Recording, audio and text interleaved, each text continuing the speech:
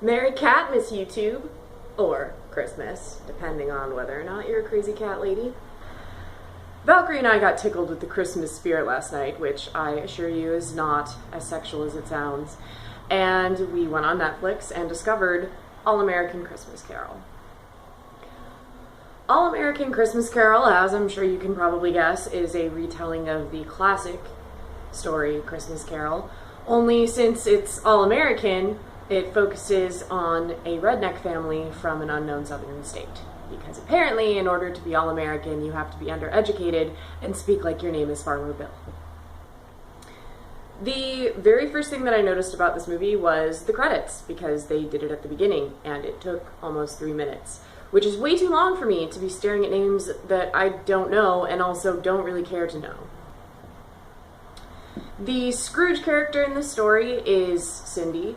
She is a mother of 3 with 3 different baby daddies, and she lives in a trailer and has no job and is basically relying on this guy who's in love with her to pay for all of her stuff out of his college fund.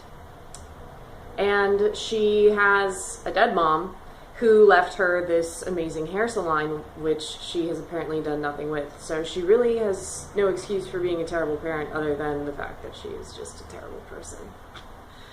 So she gets drunk on the night of her oldest son's Christmas play and completely misses the Christmas play, which is when the ghosts start showing up.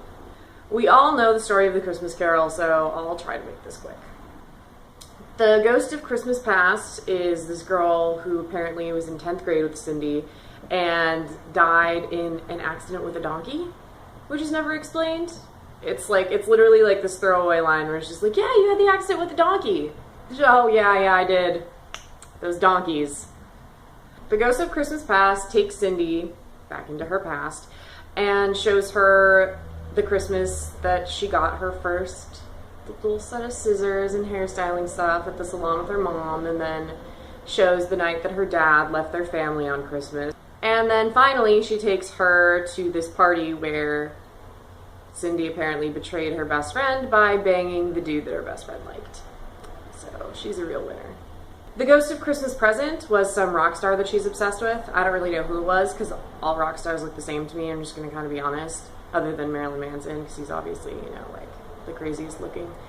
She has a gold record from this guy framed on her wall with a lock of his hair, so she's just like legit obsessed.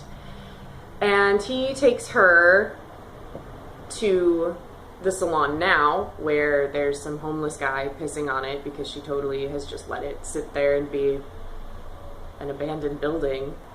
Then he takes her to show her the guy who she's totally taking advantage of, buying her a van and telling the guy who is selling it to him how much he's in love with her. And she has no feelings on the matter, apparently. And the last thing the ghost of Christmas Present shows her is her oldest son working at a dollar store to pay their electric bill, because otherwise their electricity is going to get turned off because she doesn't do shit other than drink and try to bang dudes. The ghost of Christmas Future is her mother, who takes her to the salon in the future, and it's a scrapbooking shop because she gets married and sells the salon and basically does nothing with her life and just stays depressed and drunk. And then she's taken to her own funeral where nobody shows up other than her brother, who tells her he's glad she's gone and tells her that she ruined his life, which is some pretty crazy shit. I'm ruining Valkyrie's life right now. That's what she's gonna say when she goes to my grave. She's gonna be like, Mom, you ruined my life. The last thing that she sees, which is the thing that finally changes her, gives her her big, like, Christmas revelation or whatever, is her oldest son in jail, and her brother's visiting him, and he has this conversation with her brother where he's like, oh, I'm sorry about what happened to Tim.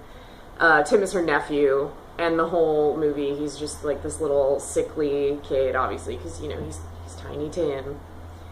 But I guess Tim robbed this bank with her oldest son because they needed money and they got arrested, and Tim died the first night in jail because they cooked his food in peanut oil.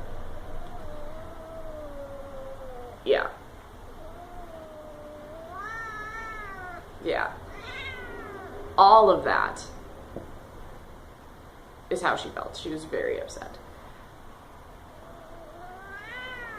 So she wakes up and she sells the gold record of the rock star guy that she has, and then she reopens the salon and buys her whole family gifts, and her kids have never had gifts before. She like tries to win them out of the claw machine every year, I guess.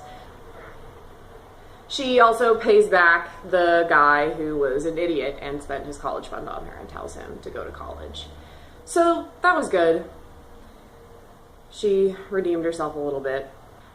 So they're all having this really nice little Christmas morning at the salon, and everyone's happy and like, oh yay, you're gonna change your life and you're not gonna be a shitty mom anymore.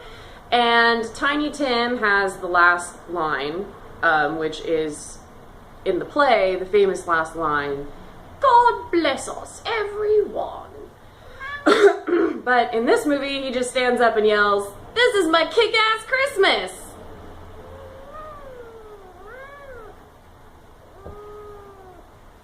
I can't. This movie was definitely stupid, but it had its charm. So Valkyrie and I are going to begrudgingly, award it 4 paws. Seriously, Mom. Wet food? Coming at you from North Hollywood. I'm Valkyrie Spock. This is Valkyrie. Merry Christmas, Happy Hanukkah, Kwanzaa, Winter Solstice, Catmas, you know, whatever floats your boat.